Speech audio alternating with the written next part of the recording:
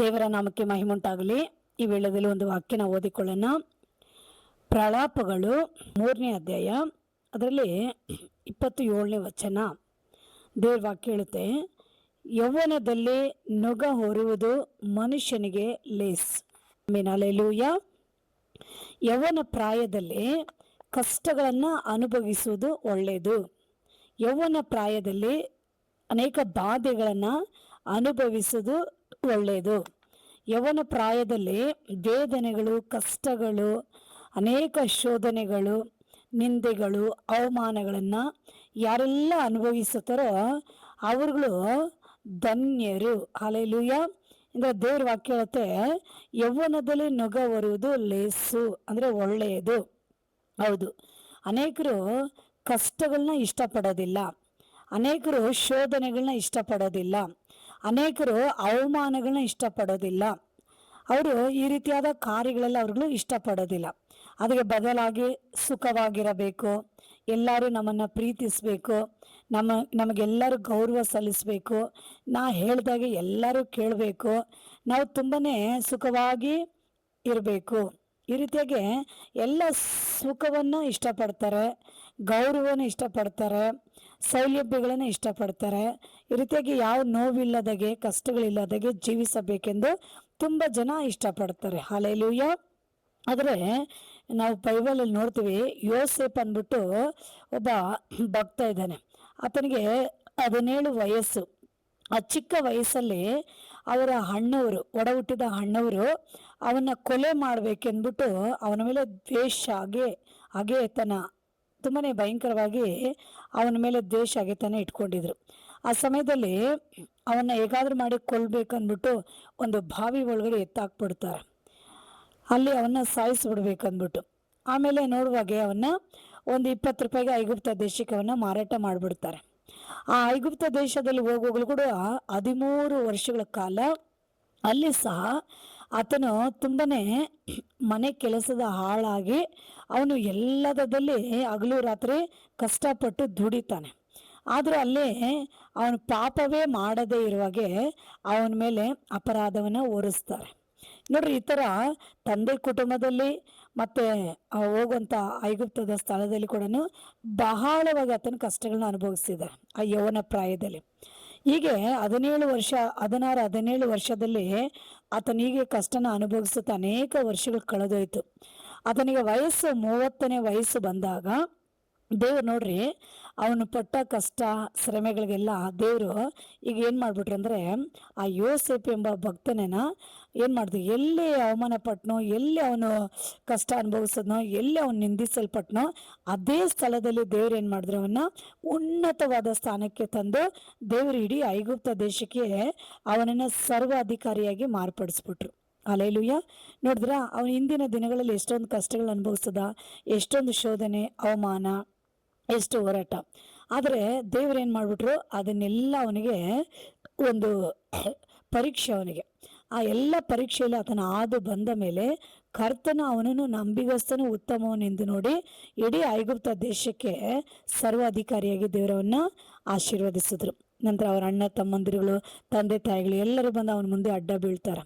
ಇಡೀ ಐಗುಪ್ತ ದೇಶದಲ್ಲಿರೋರೆಲ್ಲ ಬಂದು ಅವನ ಮುಂದೆ ನಿಲ್ತಾರೆ ಆಹಾರ ಧಾನ್ಯಗಳಿಗಾಗಿ. ನೋಡಿದ್ರಾ, ಯೌವನ ಪ್ರಾಯದಲ್ಲಿ ಕಷ್ಟಪಟ್ಟ, ಆದರೆ ನೋಡುವಾಗೆ ಕರ್ತನು ಆ ಕಷ್ಟಗಳನ್ನ, ನಿಂದೆಗಳನ್ನ ಅವನಿಗೆ ಎಷ್ಟೊಂದು ಆಶೀರ್ವಾದವಾಗಿ ದೇವರು ಮಾರ್ಪಡಿಸ್ಕೊಳ್ಬಿಟ್ರಲ್ಲ.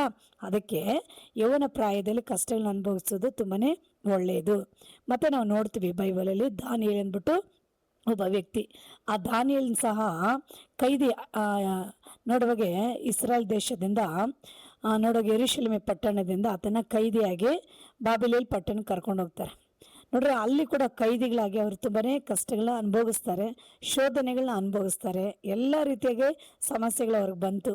ಆದರೆ ಅದರಲ್ಲಿ ಅವ್ರುಗಳು ಎಲ್ಲದರದಲ್ಲಿ ಅವರು ಸ್ಥಿರವಾಗಿ ದೇವರಲ್ಲಿ ಒಂದು ಒಳ್ಳೆ ನಂಬಿಗಸ್ತರಾಗಿ ಯೋಗ್ಯರಾಗಿ ಕಂಡು ಬಂದರು.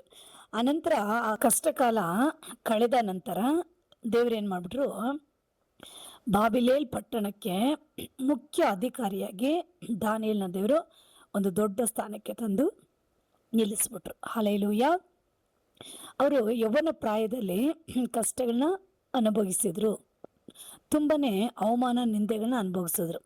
ಆದರೆ ದೇವರು ಏನು ಮಾಡಿದ್ರು, ಅದರ ಮಧ್ಯದಲ್ಲಿ ದೇವರು ಏನು ಮಾಡ್ತಾನೆ, ಅದರ ಮಧ್ಯದಲ್ಲಿ ಅವರ ಪರೀಕ್ಷೆ ಕಾಲಗಳು ಮುಗಿದ ನಂತರ ಕರ್ತನು ಅವ್ರನ್ನ ಒಳ್ಳೆ ಸ್ಥಾನಕ್ಕೆ ತಂದು ನಿಲ್ಲಿಸಿ, ನಂತರ ಇಡೀ ಜೀವಿತ ಕಾಲವೆಲ್ಲ ಆ ಸ್ಥಾನಗಳಲ್ಲಿ ಅವರು ನಿಂತು ದೇಶಗಳನ್ನ, ಅನೇಕ ಜನಾಂಗಗಳನ್ನ ಆಳ್ವಿಕೆ ಮಾಡಿ ತುಂಬಾ ಉನ್ನತ ಸ್ಥಾನದಲ್ಲಿ ಅವ್ರ ಕರ್ತನ ಮಹಿಮೆಗಾಗಿ ಉಪಯೋಗಿಸಲ್ಪಡ್ತಾರೆ.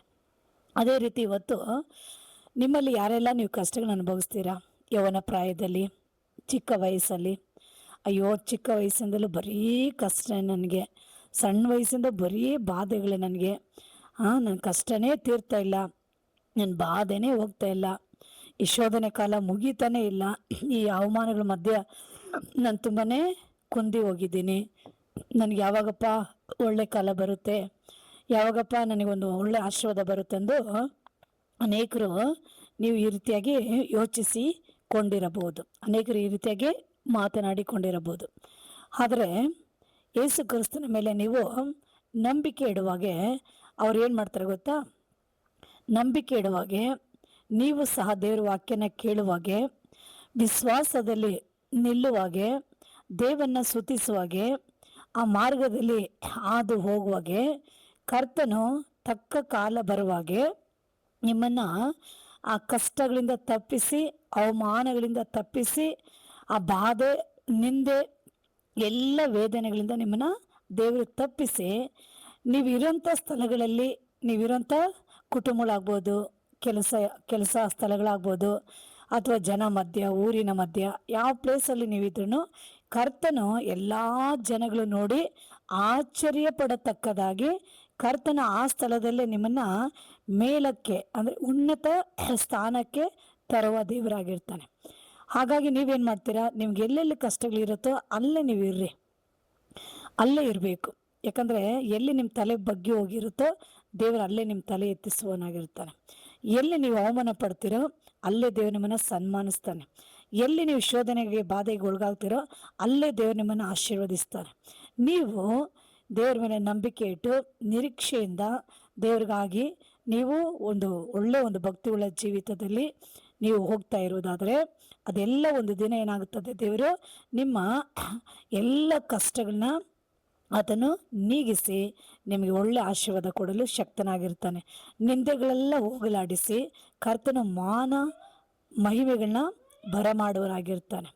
ನಿಮ್ಮ ಜೀವಿತದಲ್ಲಿ ನೀವು ಎದುರು ನೋಡೋಕ್ಕಾಗದಷ್ಟು ಅವರು ದೊಡ್ಡ ಕಾರ್ಯನ ಮಾಡಿಬಿಡುತ್ತಾರೆ. ಹಲ್ಲೆಲೂಯಾ.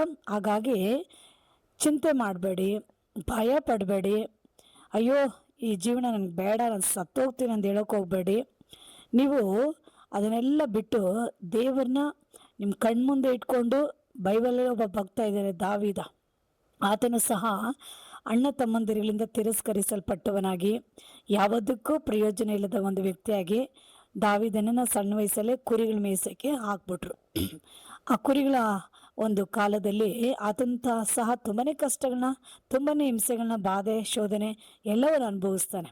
ಆದರೆ ಕರ್ತನು ಆತನು ಕೂಡ ಏನು ಮಾಡಿಬಿಟ್ರು ಅಂದರೆ, ಇಡೀ ಇಸ್ರಾಯೇಲ್ ದೇಶಕ್ಕೆ ಆತನೊಬ್ಬ ರಾಜನಾಗಿ, ಒಬ್ಬ ಅರಸನಾಗಿ ಆತನ ಕರ್ತನು ಉನ್ನತ ಸ್ಥಾನಕ್ಕೆ ತಂದು ನಿಲ್ಲಿಸಿದ. ಹೌದು, ಯಾರ ಮುಂದೆ ಅವ್ರುಗಳು ನಿಂದಿಸಲ್ಪಡ್ತಾರೋ ಅವ್ರನ್ನೇ ದೇವರು ಅವ್ರ ಮುಂದೆ ಉನ್ನತವಾದ ಸ್ಥಾನಕ್ಕೆ ತಂದು ನಿಲ್ಲಿಸುತ್ತಾನೆ. ಅದಕ್ಕೆ ದಾವೀದ ಹೇಳ್ತಾನೆ, ವೈರಿಗಳ ಮುಂದೆ ನನಗೋಸ್ಕರಾಗಿ ಔತಣವನ್ನು ಸಿದ್ಧಪಡಿಸುತ್ತಿ, ನನ್ನ ತಲೆಗೆ ತೈಲವನ್ನು ಹಚ್ಚಿಸುತ್ತಿ, ನನ್ನ ಪಾತ್ರೆ ತುಂಬಿ ವರ್ಷಿಸುವಾಗೆ ಮಾಡುತ್ತಿ. ಹೌದು, ದೇವರು ಶತ್ರುಗಳ ಮಧ್ಯ, ವೈರಿಗಳ ಮಧ್ಯ, ಅವ್ರಗಳ ಮಧ್ಯದಲ್ಲೇ ದೇವರು ನಮ್ಮನ್ನೇನು ಮಾಡ್ತಾನಂತೆ, ಉನ್ನತವಾದ ಸ್ಥಾನಕ್ಕೆ ತರಲು ನಮ್ಮನ್ನು ಆ ಸ್ಥಳದಲ್ಲಿ ದೇವರು ಇಟ್ಟಿರ್ತಾನೆ. ನಾವು ಎಲ್ಲವನ್ನು ಸಹಿಸ್ಕೊಂಡು ಅದನ್ನು ನಾವು ಏನು ಮಾಡಬೇಕು, ಸಹಿಸಿ ಅದೇ ಸ್ಥಳದಲ್ಲಿ ದೇವರನ್ನ ನಾವು ನೆನೆಸಿ ಸ್ತುತಿಸಿ ನಾವು ಆ ಸ್ಥಳದಲ್ಲಿ ನಾವು ತಾಳ್ಮೆಯುಳ್ಳವರಾಗಿ ನಡೆದ್ರೆ ಕರ್ತನು ಒಂದು ಸಮಯ ಇಟ್ಟಿರ್ತಾನೆ. ಆ ಸಮಯ ಬಂದ ಕೂಡಲೇ ಆಟೋಮೆಟಿಕ್ಕಾಗಿ ಯಾರು ನೋಡಿ ಗ್ರಹಿಸೋಕ್ಕೆ ಆಗದಷ್ಟು ಕರ್ತನ ಸ್ಥಳದಲ್ಲಿ ನಿಮ್ಮನ್ನು ಉನ್ನತ ಸ್ಥಾನಕ್ಕೆ ತಂದು ನಿಲ್ಲಿಸ್ಬಿಡ್ತಾನೆ. ಹೀಗಾಗಿ ಪ್ರತಿಯೊಬ್ಬರು ಏನು ಮಾಡ್ತೀರಾ, ನೀವು ಭಯ ಪಡಬೇಡಿ, ಕಳವಳ ಪಡಬೇಡಿ. ಇರೋ ಜಾಗಗಳಲ್ಲಿ ಇದ್ದು ದೇವರನ್ನ ಸ್ತುತಿಸ್ರಿ, ಇರೋ ಜಾಗಗಳಲ್ಲಿ ಇದ್ದು ದೇವರನ್ನ ನಂಬಿಕೆ ಮಾತುಗಳನ್ನ ಮಾತಾಡಿ ದೇವರಿಗೆ ಸ್ತೋತ್ರಗಳನ್ನ ಸ್ತುತಿಗಳನ್ನ ಯಾವಾಗಲೂ ಎಲ್ಲದರ ಮಧ್ಯದಲ್ಲಿ ಹೇಳುವರಾಗಿರ್ರಿ, ಮಾಡುವರಾಗಿರ್ರಿ. ಕರ್ತನು ಕರ ನಿಮ್ಮ ಮೇಲೆ ಎಂದು ಸ್ಥಿರವಾಗಿ ಇರುತ್ತೆ. ಹಾಲೆಲ್ಲೂಯ್ಯ. ಈ ವಾಕ್ಯ ಕೇಳಿಕೊಂಡಂತ ನಿಮ್ಮ ಪ್ರತಿಯೊಬ್ಬರುಗಳನ್ನ ದೇವರು ಆಶೀರ್ವದಿಸಲಿ. ಪ್ರಾರ್ಥನೆ ಮಾಡ್ರಿ, ಬೈಬಲ್ ಓದ್ರಿ, ದೇವರನ್ನ ಸ್ತುತಿಸ್ರಿ, ಕರ್ತನ ಸಮ್ಮುಖದಲ್ಲಿ ತಾಳ್ಮೆಯುಳ್ಳವರಾಗಿ ಕಾದಿರ್ರಿ. ಕರ್ತನು ನಿಮ್ಮನ್ನ ತಕ್ಕ ಕಾಲದಲ್ಲಿ ನಿಮ್ಮನ್ನ ಮೇಲಕ್ಕೆ ತಂದು ಎಲ್ಲರೂ ನೋಡಿ ಆಶ್ಚರ್ಯ ಪಡತಕ್ಕದಾಗಿ ಕರ್ತನ ನಿಮ್ಮ ಮೂಲಕವಾಗಿ ಅನೇಕರಿಗೆ ಆಶೀರ್ವಾದಗಳನ್ನ ಹೊರಡಿಸುವಂಥ ದೇವನಾಗಿರೋದನ್ನ ನೀವು ಕಾಣ್ತೀರಾ. ಅದುವರೆಗೂ ದೇವರ ಹಸ್ತದ ಕೆಳಗಡೆ ತಾಳ್ಮೆಯಿಂದ ತಗ್ಗಿ ನಡೆದುಕೊಳ್ಳ್ರಿ. ದೇವರು ನಿಮ್ಮನ್ನು ಆಶೀರ್ವದಿಸಲಿ. ಅಪ್ಪ, ಈ ವಾಕ್ಯವನ್ನು ಕೇಳಿಕೊಂಡಿರೋಂಥ ಎಲ್ಲ ಮಕ್ಕಳನ್ನ ನೀನು ಆಶೀರ್ವದಿಸು. ಯಾವ್ಯಾವ ಶೋಧನೆಯಲ್ಲಿದ್ದಾರೋ, ಯಾವ್ಯಾವ ಬಾಧೆಗಳಲ್ಲಿದ್ದಾರೋ, ಕಷ್ಟಗಳಲ್ಲಿದ್ದಾರೋ, ಅವಮಾನಗಳಲ್ಲಿದ್ದಾರೋ, ಅದರ ಎಲ್ಲದರ ಮಧ್ಯದಲ್ಲಿ ಯಾರೊಬ್ಬರು ಸೋತು ಹೋಗದೆ ಎಲ್ಲರೂ ಆ ಸ್ಥಾನಗಳಲ್ಲಿ ಬಲಪಡಿಸಿ ಸ್ಥಿರವಾಗಿ ನಿಲ್ಲಿಸಪ್ಪ. ಅಪ್ಪ, ಅವ್ರು ಮಾಡುವಂಥ ಎಲ್ಲ ಕಾರ್ಯಗಳಲ್ಲಿ ನೀನೇ ಅವ್ರನ್ನ ನೋಡುವ ದೇವರಾಗಿರ್ತೀರ, ಅವ್ರನ್ನ ಉನ್ನತ ಸ್ಥಾನಕ್ಕೆ ತರುವ ದೇವರಾಗಿರ್ತೀರ. ಹೀಗಾಗಿ ಕರ್ತನ ಎಲ್ಲರನ್ನ ಆಶೀರ್ವದಿಸ್ರಿ. ನಿನ್ನ ಕರಗಳಲ್ಲಿ ಎಲ್ಲರನ್ನೂ ಒಪ್ಪಿಸ್ಕೊಡ್ತೀವಿ. ಹಾಗೆ ಮಾಡ್ರಿ, ಯೇಸು ನಾಮದಲ್ಲಿ ತಂದೆ, ಆಮೇನ್. ಈ ವಾಕ್ಯ ಕೇಳಿಕೊಂಡಂತೆ ಎಲ್ಲರನ್ನ ದೇವರು ಆಶೀರ್ವದಿಸಿದ್ದಾರೆ. ಧೈರ್ಯವಾಗಿರ್ರಿ, ದೇವರು ನಿಮ್ಮನ್ನು ಆಶೀರ್ವಾದ ಮಾಡಿದ್ದಾರೆ. ಲೈಕ್ ಮಾಡಿ, ಶೇರ್ ಮಾಡಿ. God bless you. ಆಮೇನ್.